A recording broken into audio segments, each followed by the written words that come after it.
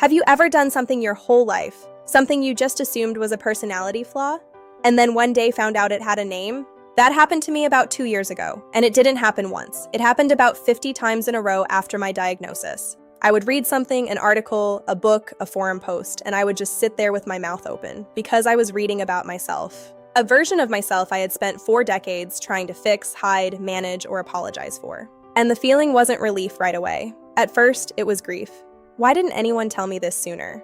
Today I want to share 10 of those moments with you. 10 things I do that I spent years believing were my fault. They weren't. They were ADHD, and if any of these sound familiar, keep watching, because I think you might need to hear this too. Number 1. Reading the same paragraph 4 times and still not knowing what it said. I thought I wasn't smart enough. I developed this whole system of moving my finger under each word like a child learning to read.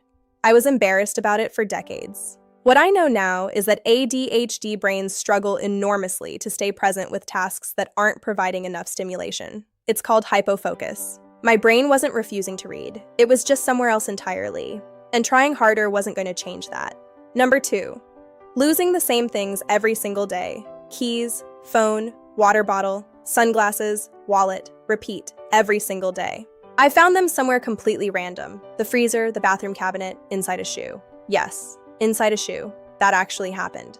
I bought 3 sets of spare keys. I put tile trackers on everything I own. I have a designated hook by the door with a sign that says keys. ADHD brains have a hard time with object permanence and working memory. If something is out of sight, it is genuinely out of mind. Knowing this hasn't fixed it, but it stopped me from calling myself an idiot every single time it happened, and that matters. Number 3. Starting things I never finish. The half-read books. The half-finished art project. The workout program I abandoned after 9 days. My house used to be a graveyard of good intentions. Every unfinished thing felt like evidence that I was undisciplined and couldn't be trusted. Here's what ADHD actually does. It gives you this incredible surge of dopamine when something is new. You feel motivated and energized. And then the novelty wears off. The dopamine drops. And your brain cannot manufacture the motivation to continue without that reward. The worst part was explaining it to others. The quiet judgment. I learned to stop telling people about new things until they were already done. Number 4, saying yes before my brain has even processed the question. Yes, I'll come. Yes, I can help. Yes, that sounds amazing. Then I hang up and feel immediate dread because no, I don't want to go. I'm already overwhelmed. Why did I say yes? I spent years thinking this was a boundary problem, but the ADHD piece is impulsivity. The mouth moves before the brain has a chance to evaluate. My rule now, I never say yes in the moment. I say, let me check my schedule and come back to you. Every single time. It has saved me. Number 5, hyper-focusing on something completely random for hours. ADHD and can't focus? No. Sometimes I cannot be pulled away. I once spent an entire afternoon researching the architectural history of buildings in a city I've never visited. 4 hours just disappeared. Hyper-focus is not concentration. It's more like getting trapped. Your brain finds a source of dopamine and locks onto it completely. The problem is you have zero control over what triggers it, and you have very little ability to pull yourself out of it once it starts. The cruel irony is that I cannot hyper-focus on demand. I cannot decide to lock in on something important. I cannot choose for it to happen with my taxes or my inbox or the thing that actually needs to get done. It just arrives, usually at the worst possible time, usually involving something entirely useless. Number 6, forgetting to eat. Not occasionally, regularly. I would reach 4 or 5 in the afternoon feeling dizzy, irritable, unable to string a thought together, and realize I hadn't eaten since the day before. How does a grown adult forget to eat? I used to genuinely ask myself this. Hunger is a basic biological signal. My body was sending it. How was I not receiving it? ADHD brains have significant difficulty with something called interoception, the ability to notice and interpret internal body signals. Hunger, thirst, fatigue, the need to use the bathroom. When my brain is dysregulated or distracted, I genuinely don't register these signals. I override them without consciously deciding to.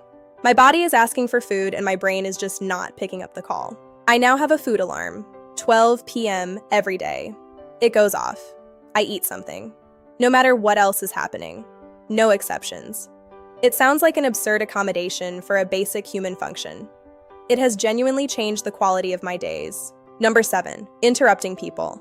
Not because I don't care, but because I'm terrified. I know how it looks. I'm mid-conversation with someone and I cut them off. I jump in before they've finished, and I can see in their face that it reads as dismissive, rude, like I think what I have to say matters more than what they're saying. That's not what's happening. What's happening is I have a thought and I know with complete certainty that if I don't say it right now, it will be gone. Completely gone. Not faded, not harder to remember. Gone. Like it never existed. So I panic and I speak before it disappears. I have stopped myself mid-sentence to let someone else finish, and then sat there with nothing. The thought just evaporated in the 5 seconds I waited, and I'm sitting there nodding like I still have something to contribute, while internally I'm just holding a blank space where an idea used to be. I'm working on writing things down instead. A small notepad, my phone, whatever is nearby. It helps, but I still mess this one up more than I'd like. Number 8.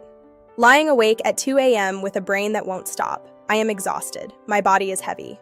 But my brain wants to revisit 2011. The nights I can't sleep are because my brain doesn't know how to power down. It keeps generating, replaying, planning, worrying. Nighttime is hard because all the external stimulation disappears, and suddenly those thoughts have nowhere to go except inward, and louder. I have a nighttime routine now. No phone after 9, magnesium, a specific sleep playlist. Some nights it works perfectly. Some nights I just accept it. Number 9. Feeling everything too deeply. A comment made in passing. A look. Things that others absorb and release, I hold on to them. What I didn't know was that RSD is a genuine neurological response, not a character weakness. My brain processes rejection more intensely. Knowing this made me stop hating myself for feeling it. Now I can say, I'm having an RSD moment instead of just disappearing. Number 10. Thriving in chaos but falling apart in calm. In a crisis, I am exceptional. Focused, calm, decisive. I show up completely. ADHD brains run on adrenaline and urgency. Genuine crisis creates exactly the neurochemical conditions our brains need to function well. Understanding this changed how I structure everything. I build in artificial deadlines and short-focused sprints. I create stakes for myself. 10 things. 4 decades of thinking they were my fault. None of these make you broken. Your brain works differently, and different is not less. I would genuinely love to know which one landed closest to home. Drop it in the comments. I read every single one.